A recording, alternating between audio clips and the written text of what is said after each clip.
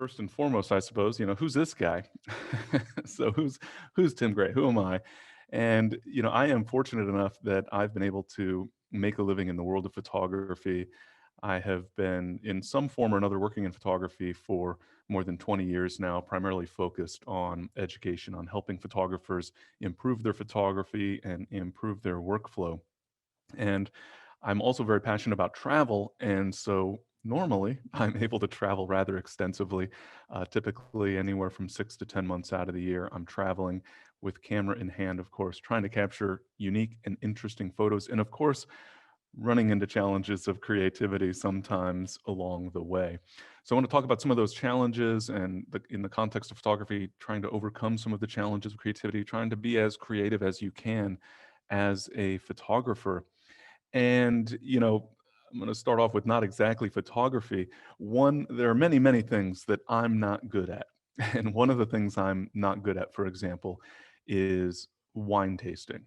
Somebody gives me a glass of wine, has me take a little taste, and, what notes do you pick up? And for me, it's usually grape. If I want to know what the, subtle nuances of a glass of wine are, I have to give it to my wife, have her take a taste and tell me what those notes are. And so I always say, like, I just don't have a natural good sense for wine, or I don't have a good sense of taste or smell, at least in terms of the nuances. Or I'm not able to draw very well. That's one of the reasons I think I'm into photography is I couldn't draw or paint to save my life. But as I think about that, I realize that photography is one of the creative outlets that I actually practice. And so sometimes I wonder, if I took a sommelier class or if I, tried a little bit harder, could I get better at noticing the subtleties of wine? Or could I actually get better at drawing pictures or painting? It's possible, but one thing that I do know is that creativity can be practiced. Certainly in my own photography over the years, if we look back at some of my older pictures versus newer pictures, there's a rather stark difference. The earlier photos, not quite as good. I'll show you an example of one here momentarily. But I think it's important to recognize that creativity can indeed be practiced. So this photo here that I'm showing you, this is an abandoned farmhouse out in the Palouse region of eastern Washington state. Beautiful rolling landscape. This is an old abandoned homestead, and this photo was captured literally the very first time that I visited this house. Since then, I've visited the Palouse just about every year for about the past 10 or 12 years, visited this particular house countless times, photographed it countless times, and it sort of would make me realize, the clouds on that first visit were wonderful. So in some ways, revisiting, taking photography guests there, leading field photography workshops, I was trying to sort of reproduce this image for them and trying along the way to, when I visited the same subject, the same location numerous times, what other perspectives can I come up with if I go, in this direction or that direction, a wider lens, a telephoto lens? What sort of variations can I come up with? And one of the sort of things I caught myself doing a lot in photography was deciding whether a subject was a morning subject or an afternoon subject. So this house faces to the west, and so naturally, it's an afternoon subject. It's going to get nice lighting on it late in the day. So it is an afternoon subject. I would always visit in the afternoon. And then I suddenly realized, if the sun is going down, you can think of it as if you're photographing this house at sunset, the sun's going down behind you. Well, that means the sun would be rising in front of you if you visited this house at sunrise. Is that a possibility? Let's give it a try. And in some ways, when it comes to trying to be creative, it's just practicing, it's just trying different things, trying new things.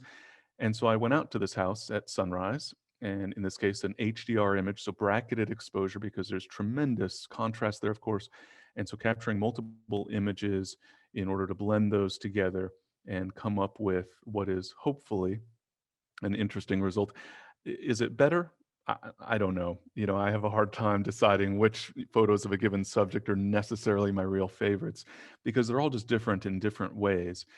But it's a different interpretation. And, as one of my favorite photographers once said, well, not once said, has said many, many times, DeWitt Jones would often talk about how there's more than one right answer. And that's certainly a lesson that resonates with me and that is I found holds true over the years with a given subject. If we try and figure out what other answers can we come up with, we often find that we're, number one, exercising our creativity, but also coming up with new and fresh images along the way.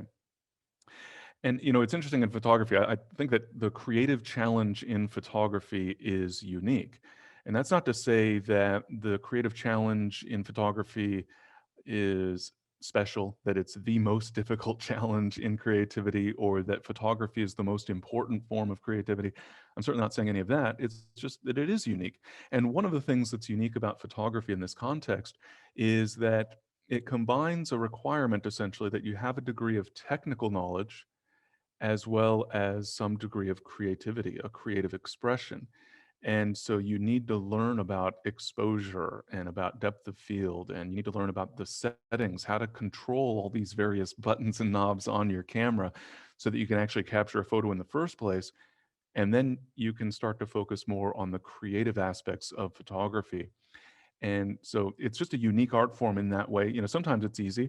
If you've got a lion sitting in front of you, uh, just taking a break in the shade, it's pretty straightforward. You sit there with a long lens and you wait and you wait and you wait and you wait. And then the lion yawns, and you and every photographer who's there starts to make a tremendous racket of capturing a huge number of photos in rapid fire, trying to get just the right moment. But all things considered, a relatively easy shot. But again, photography is a little bit unique in terms of what's required to get to the point of being able to express yourself more creatively.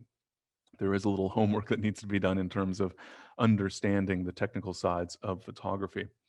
But one of the first, earliest lessons that I learned when it came to creativity in photography is that first and foremost, you should be capturing photos for yourself.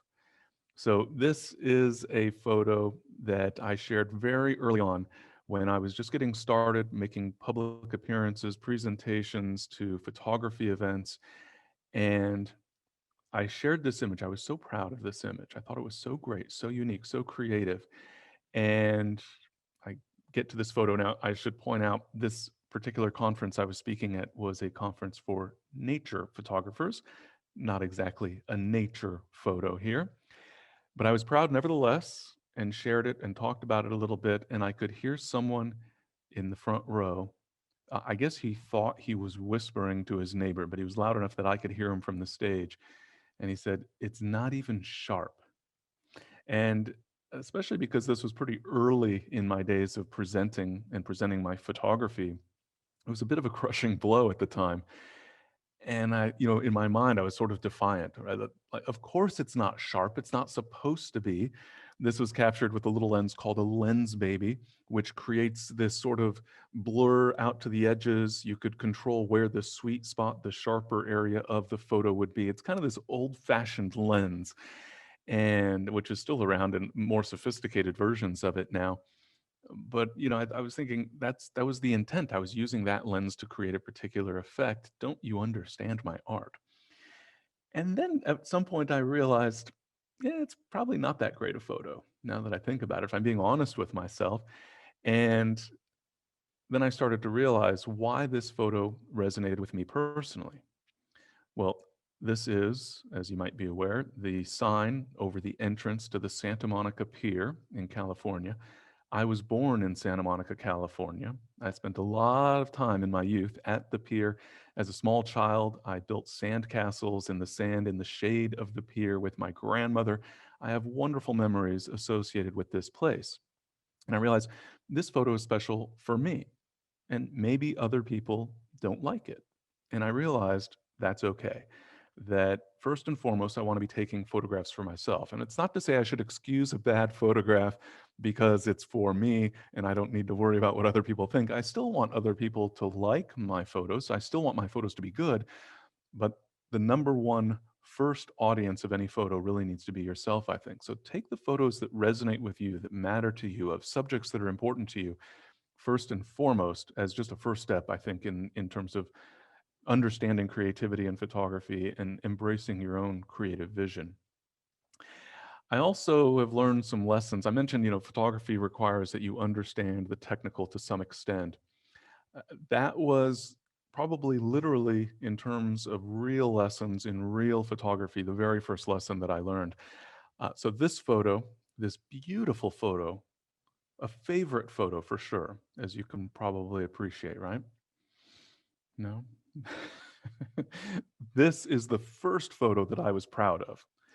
It was a very, very, very, very long time ago. This was in high school when I took my first photography class, black and white film photography. This is in the hills of California, the Malibu hills, hiking around, and I turned around and saw the sun glistening through this tree, set up my tripod and captured an image, went back to school on Monday, processed my film, made a contact sheet, and noticed that sunburst, the starburst effect. I didn't know what it was called at the time, but I thought it was just so cool. So I ran to my photography teacher, Mrs. B, look what my photo did. Look what my camera did, I guess. And she said, yeah, you stopped the lens down. And so you got a starburst effect. You know, you just stop the lens down to a small aperture. And if you've got a good, relatively crisp or a pin light source, not a diffused light source, then you'll get a starburst or a sunburst with that light source. I had no idea.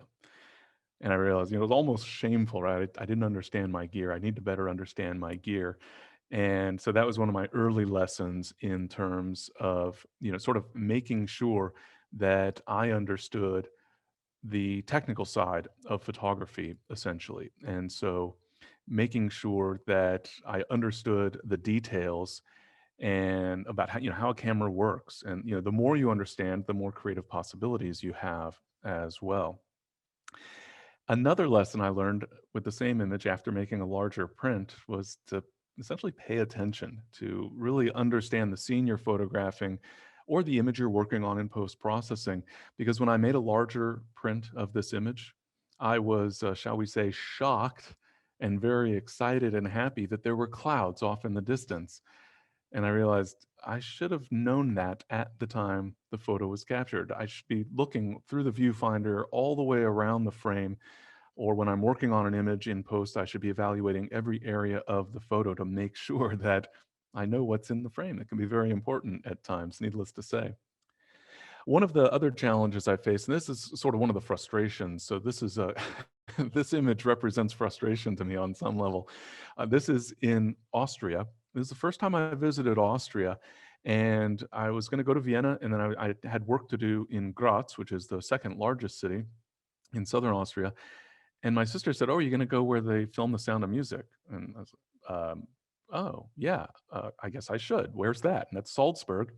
And then in doing some research, I learned about this little town on a lake in the Alps called Hallstatt.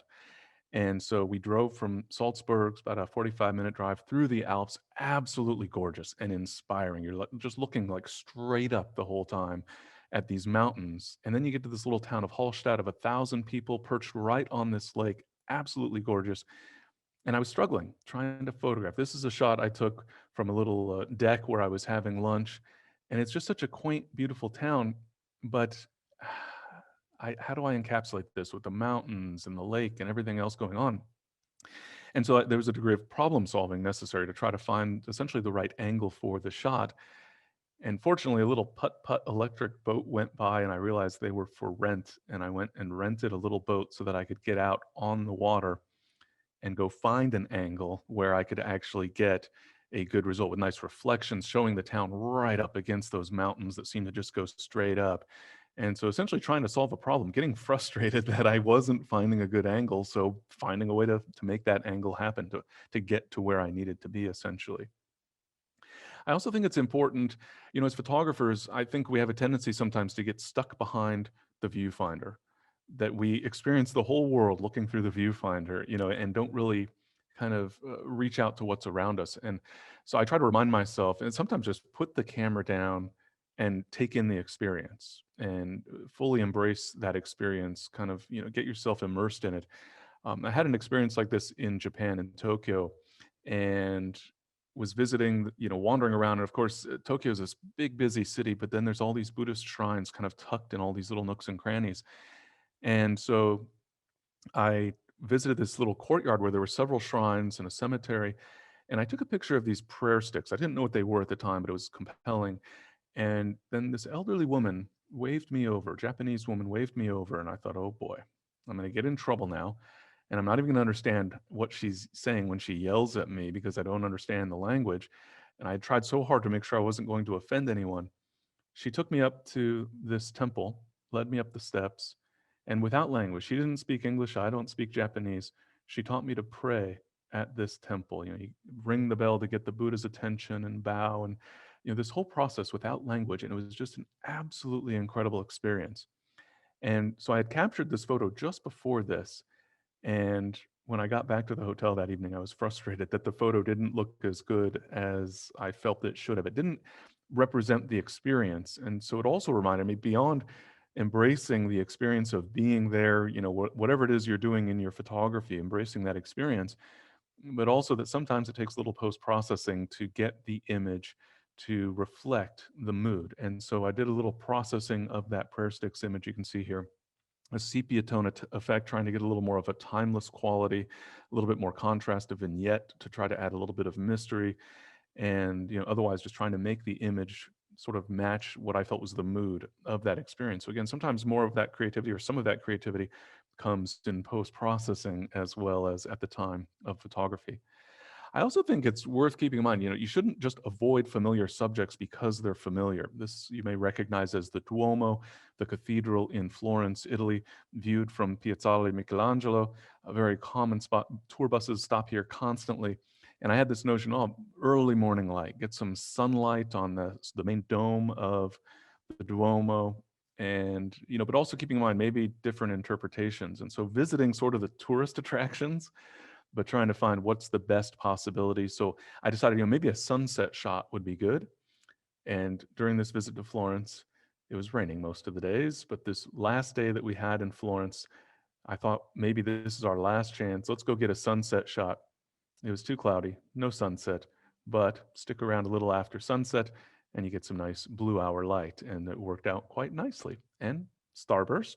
You see all the little starburst effect for the lights in the distance from that lesson learned way back in high school. But in addition, don't avoid the familiar subjects just because everybody else has already photographed them. Try to find your own interpretation of that subject, but also get off the beaten path. So naturally, you're going to, you visit. This is obviously in, well, Rome, technically Vatican City in this case, and so you can visit a familiar location, a familiar place, and you're still going to want to visit the key subjects. You go to Rome, you've got to photograph the Colosseum, and you're going to visit the Spanish Steps and the Pantheon and the Trevi Fountain, etc. But try to get off the beaten path as well. You can get great shots of all the familiar subjects and find your own unique interpretations, but now go try to find the lesser known subjects. So here, one of my favorite areas of Rome, the Trastevere neighborhood, just wonderful area to wander around for sort of street photography, as it were. And this was off a little alleyway off the main piazza, one of the main piazzas by one of the churches in the neighborhood there. And it was not the cleanest neighborhood, not the cleanest little side street, I should say, with graffiti all over the walls. But I found this great door with this wall and I don't know if it's ivy, but whatever the plant there is hanging down, and it just to me looked really wonderful. So I was so happy to get off, and I found so many situations where I'm visiting a popular tourist area, and of course I go visit the main sites, but the more I venture off the beaten path and find the hidden little corners, I find those tend to be the areas where I find my favorite photos overall. And trying to find a unique perspective, which can mean so many different things, and it doesn't mean you have to artificially try to create some weird perspective for the sake of having it be different. But for example, so here we have, you're maybe familiar with this view in New York City. This is from the Dumbo neighborhood in Brooklyn, Brooklyn Bridge with the World Trade Center off in the distance. Classic view. If you're going to visit New York City, you've got to go take this picture, right? Everybody's going to want to visit this spot as a photographer. But part of it is, of course, the World Trade Center Tower is one of the key subjects here. Obviously, Brooklyn Bridge maybe is more dominant in this particular case. But how do we interpret the World Trade Center in an interesting way? Well, you could get lucky like I did earlier that evening and have a lightning strike that I just happened to capture purely by luck. But you're getting closer to that World Trade Center, and now it's a building. Now, how do we get an interesting shot of a building? can we find some unique angle where it isn't just a building, but it becomes something different? So, for example, it becomes a little more element of geometry, you might say. And so, thinking of this in terms of, normally a building, they're vertical, right? So you would have a shot where the building appears vertically, but can we do something different where it doesn't just look weird? It doesn't look like was falling over when I took the picture, but taking that line on the left side there that conceptually is normally vertical, making it totally parallel to the edge of the frame. So now all the other lines are skewed and it becomes almost this geometric photo more than a photo of a building. It's a photo of a building, naturally. And obviously with the clouds blending and the sort of mirrored surface of the building helps create this more sort of abstract sense of it. But then if you take a closer look at the World Trade Center tower, you notice that at the corners, as it were, there's this facet that comes to a point at the bottom and it gets wider as we go to the top of the building, which means to the left of that, the larger face there on the left, we have the larger bottom edge, as it were, and it gets narrower as we get up to the top. And so we get this interesting sort of geometric shape of the building that you kind of don't notice to me. You see these facets, these little cutaways, as it were. It looks like a square building that has these little corners cut out a little bit. But then if we go to the side of the building, to that face that gets smaller at the top, and if we look straight up, all of a sudden it disappears into this sort of pyramid effect. And if you can time your shot when you've got some good, blue sky, but with some clouds there to add an element of interest and the reflectivity of the building, and you get this kind of weird abstract, and you might look at this and say, okay, that's a really weird, what kind of lens was that? How did he get the building to look like it's got this vanishing effect? And it's really just the shape of the building and the perspective, the angle. And so trying to find an angle that will work in terms of uh, creating some sort of unique perspective. Here, the architect did most of the work for me, right? And having these facets, having this particular shape, but taking advantage of that and working the subject essentially to try to find a way, how can I interpret this subject in a way that will be interesting, visually compelling? And here it really starts to get toward abstract, which is, I think, another lesson that I've learned over the years in photography is that, very often you can create a very interesting, compelling photo by getting a little bit more abstract. This again falls into that notion in some ways of getting off the beaten path or looking for the not so obvious photo. So you go to Venice, Italy, you probably recognize that this photo is Venice, got a gondola and canals and the buildings, which are somewhat colorful. And if you go to Venice, number one, you're going to get lost. It's unavoidable. If you didn't get lost wandering around Venice, you weren't in Venice. So you're going to hit weird dead ends against the canals, but you're going to see a lot of boats and bridges and colorful buildings and just beautiful scenes. And so, especially as someone, as a photographer who travels extensively, I consider my photography to be travel photography, even when I'm photographing at home, because most of my photography involves place. But you go to Venice, you're going to want to come away with a photo that looks like Venice. But don't forget about the other details and sometimes going abstract. And so one of the things in Venice you'll find is that many of the buildings are painted quite colorfully, sometimes subdued colors, but still contrasting colors that are interesting. And as we explore, the various canalways and bridges and walkways, you start to notice the buildings, and sometimes you get nice reflections. If the lighting is right, the colorful, if the angle's right, you get the colorful reflections down in the water. And so I started trying to incorporate this in some of the photos that I was capturing in Venice, then realized, the reflections all by themselves are pretty cool. I don't need every photo that I capture in Venice to look like it was captured in Venice. I can kind of go abstract and have some photos, such as this one, that are just pure reflections. It is a reflection of you can see the green shuttered windows, the yellows, the walls of the building, the exterior wall of the building, reflected into a canal. And, I had started off taking these wider shots, which was one of the earliest mistakes I was making in photography in the early days, is everything wide. I need to include everything. Everything here is so great. I have to include it all. But how can we distill that down? How can we cut away the clutter? And then also, how can we focus maybe on just the details? just the elements that are visually appealing, that are interesting, that are unique, that maybe nobody's ever seen before, or nobody's ever seen a photograph of before. At least it's a less common interpretation of a given location or a given subject. Again, it doesn't always have to be, some abstract weird shot, but if you can come away with these additional interpretations of a place, of a person, of a subject, whatever that case might be, finding unique ways to interpret that subject visually, different angles, different perspectives, different focus, this in this case essentially zooming in on the details down below as opposed to taking a wider shot of the overall scene. And then, of course, I talked about some of the technicalities, and I'll give you a couple tips here that are pretty obvious if you've been doing photography for any period of time, but I think are always worth remembering, because I do find that many photographers sort of get into these ruts. And I started off very early on working with a nature photographer, George Lepp, who was a great mentor to me. And he was very focused on nature and landscape photography, and that brings with it certain biases. And so if I would ever bring a photo, almost always he wanted to make sure that the depth of field went all the way from the very front of the frame to the very back of the frame.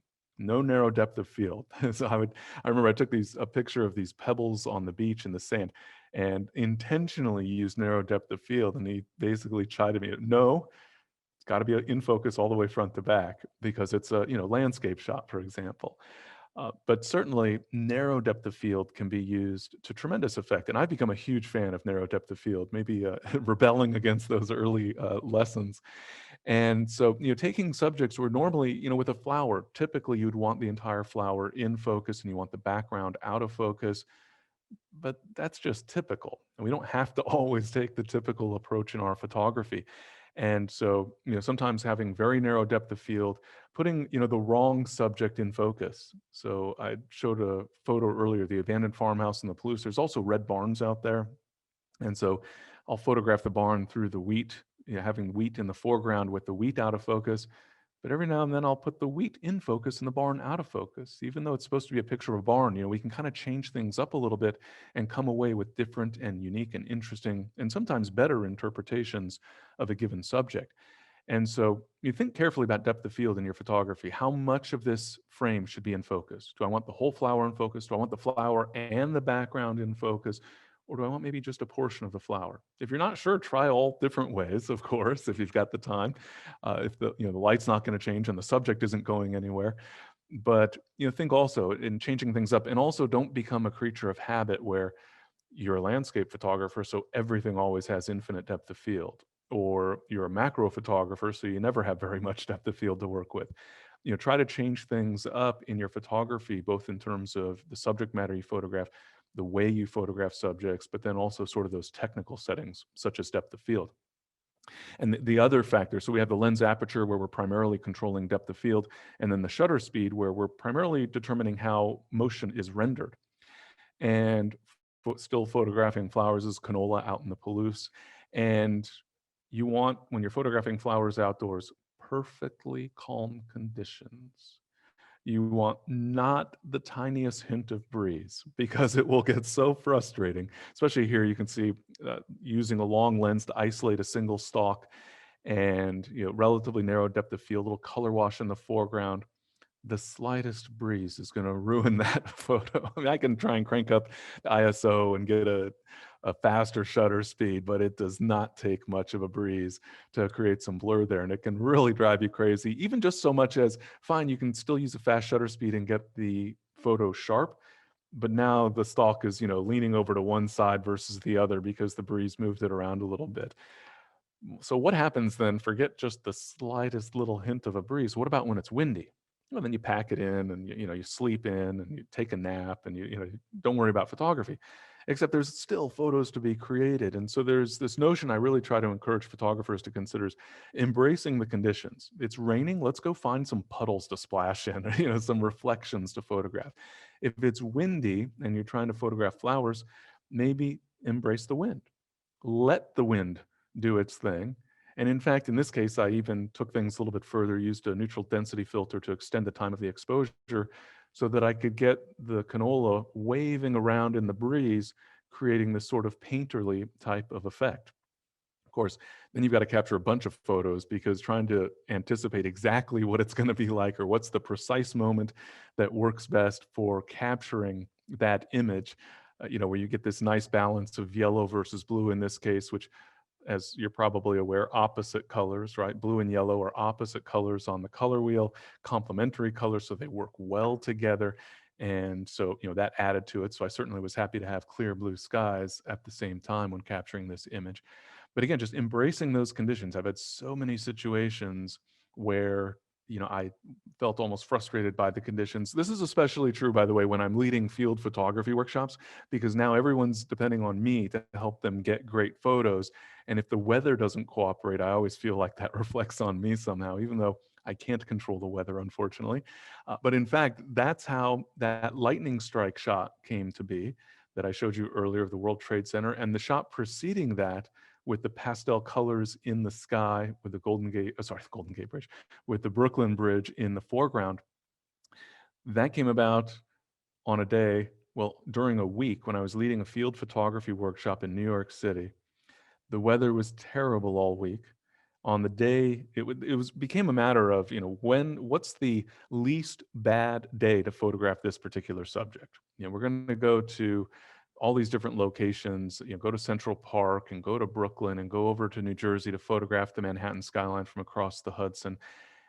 And so where do I put these different outings onto the calendar based on the weather? And on the day that I decided we would go to Brooklyn, there were warnings of severe thunderstorms. But I was evaluating the weather, and there was this little gap. And I thought, I think that we can go before the thunderstorms hit and get our afternoon shots in Brooklyn, then go to dinner, take our sweet time, and after the thunderstorms pass, we can go back out and capture more photos. And that's when we got those amazing conditions. And so sometimes, you might dismiss the conditions as this is just no good, let's stay inside today. And then you end up with amazing photographic opportunities. And then, speaking of motion blur, sometimes, adding more blur.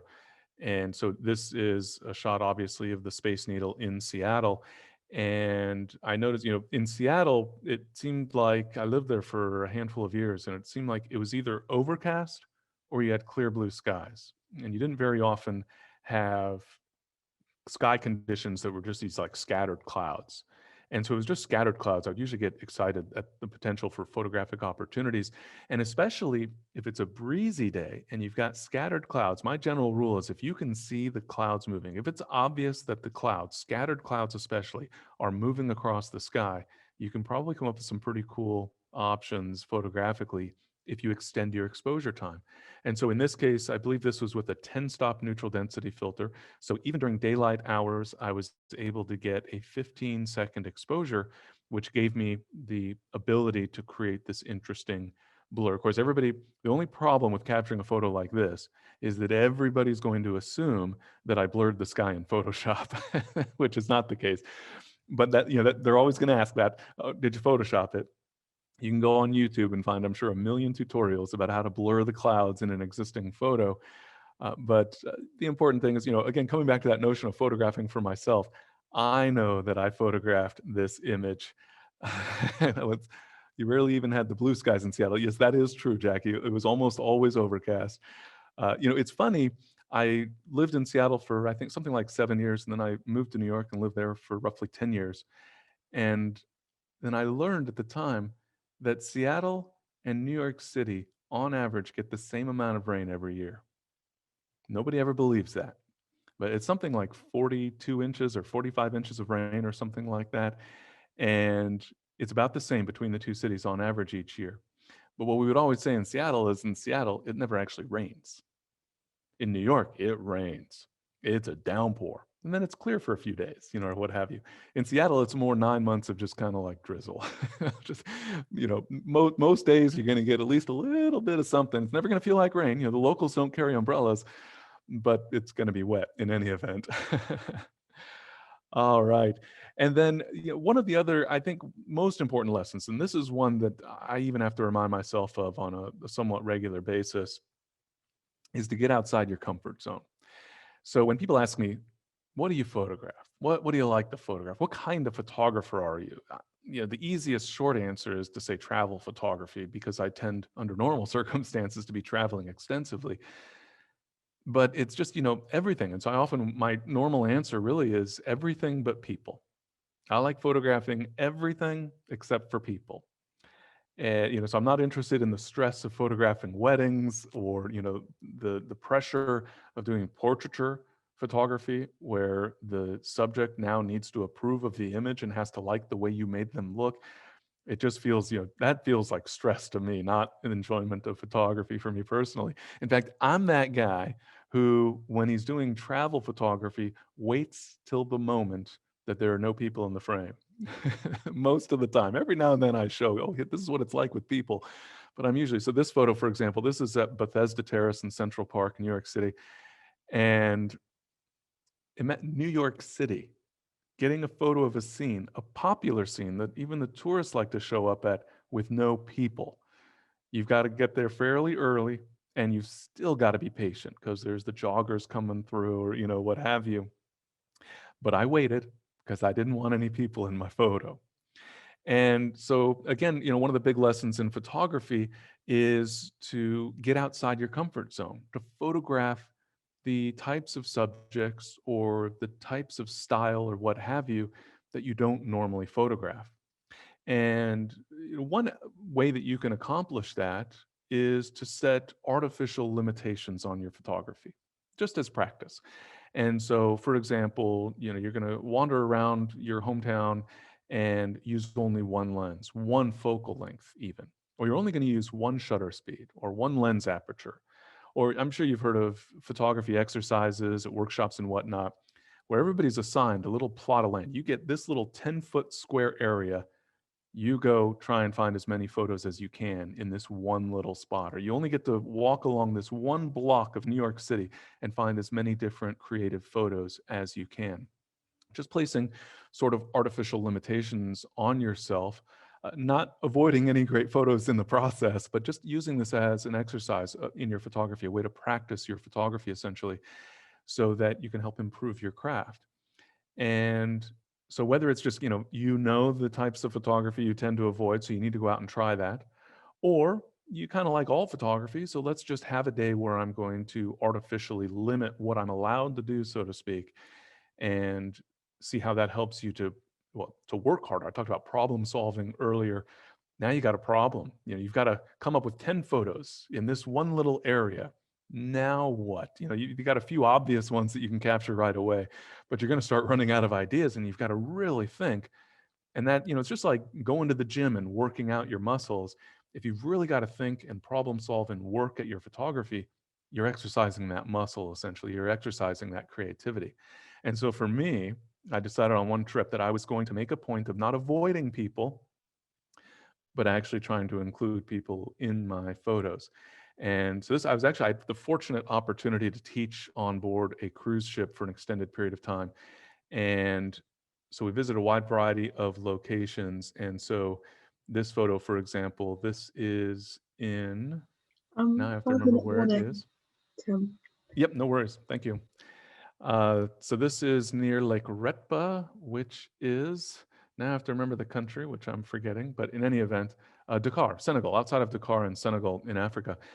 So, okay, fine. Maybe I don't get credit for this one because I've got a person in the frame, but you can't even see who it is. I'm photographing from behind, but here it was more sort of about the textures and the colors and the what the woman is doing here essentially. So then we get down to Lake Retba, and this is this really interesting spot outside, well, a fair distance outside of Dakar in Senegal, an extremely salty lake where gentlemen go into the water and harvest the salt. They can only stay in the water for a short period of time because it's so salty, it'll damage their skin. But it was fascinating watching them work. I said, okay, I got to get a picture that features these guys here. He's getting all the extra water. So they harvest this salt, put it into the boat, then they pull off the extra water. I don't imagine they make very much money at this, but they'll make what they can essentially. Here again, not including the face necessarily, but still focusing on trying to get an interesting photo of a person that's beyond my personal comfort zone. And then, yes, including people. You find somebody who just has an interesting, compelling look. This was in Madagascar, and these children would wander around, And they only, as far as I could tell, most of them only knew 4 words of English. My friend, $1. They essentially just begging for money. But, and we would, of course, try to help them out, but also try to take photos. So asking permission naturally. And especially after they've been following you around for a while, asking for money, you give them a couple dollars and suddenly they're more than happy to pose for a photo. But again, the notion of just getting outside your comfort zone, whatever that might be. If you're a portrait photographer, it might mean getting out into the field and capturing some landscapes, but really just exercising your photography, exercising those creative muscles in photography to help you come up with new and interesting photographs. All right, so thank you very much for joining me today. And I very much appreciate you joining me for this presentation. I'm grateful once again to Maxim for inviting me to present at this conference. I hope you enjoy the rest of the conference. And if you want to learn more about me, by the way, you can point your web browser to timgrayphoto.com. But in the meantime, thanks very much and best of luck improving your photography. Thank you very much, Tim. That was a wonderful talk, really informative Oh, thank you. and rich. There are a couple of questions in the chat Oh, sure, from yeah. Scott and Laura, just in the last few minutes that we have before we have to close. But Sure, yeah, absolutely. Scott asks, what are your thoughts about photography with a mobile phone? Is the camera always at hand? Thank you, Scott, for a brilliant question. Yeah, great question. And so it's sort of one of my rules in photography is to the extent possible, always have a camera with you. And that often means it's your smartphone. And two things. Number one, the best camera is the one you have with you, right? And so try to make sure that you've got a camera, even if it's just a smartphone. But also, today's smartphones are amazing. You can capture incredible photographs with exceptional quality. Many have several different focal length lenses built in, essentially. You can get accessory lenses. And so, an increasing number of photographers are capturing incredible photography with smartphones. So, absolutely, I wouldn't hesitate for a moment to use a smartphone for that photography. Let's see, I think Laura's question, what brings you the most amount of joy when it comes to photography? So for me personally, photography is really about preserving memories, preserving moments. And so for me, the greatest joy is when I can capture a photograph that when I look at that photo, I feel that experience. I sort of have that memory of the actual experience of whatever that was. The the Blue Hour Duomo shot. That's the night I got engaged. So have these different experiences. I have a smartphone shot of a beautiful sunset from one of our wedding anniversaries. I also have a terribly out of focus photo of a Cessna 152 airplane. It is one of my cherished photos because I was the pilot of that airplane, and my stepfather, powerful, 6'6", 250 pound, could instill fear in us just by raising his voice. And he was afraid to go for a flight in that tiny little airplane with me. So to me, it's when that photograph really captures the feeling of whatever that experience had been. Yeah. So creating dreaming scene. So I'm assuming you mean like sort of a dreamlike scene photographically. So, when you think of dreamlike, you think sort of ethereal and mysterious. And so to me, I think of narrow depth of field, possibly even photos that are not in focus, believe it or not, can really be very, very powerful unto themselves. High key images where they're very bright and a lot of the detail is sort of murky. And then, of course, you could do the opposite and do darker photos and some post processing where you sort of create a little more of that dreamlike quality. Dreams, I suppose, sometimes can be vivid, but they're often sort of mysterious, especially when we wake up and try to remember the dream. It's like you forget some of the details, they're a little fuzzy. And so I would think about those qualities in terms of how you're trying to approach creating sort of a dreamlike images for that type of project.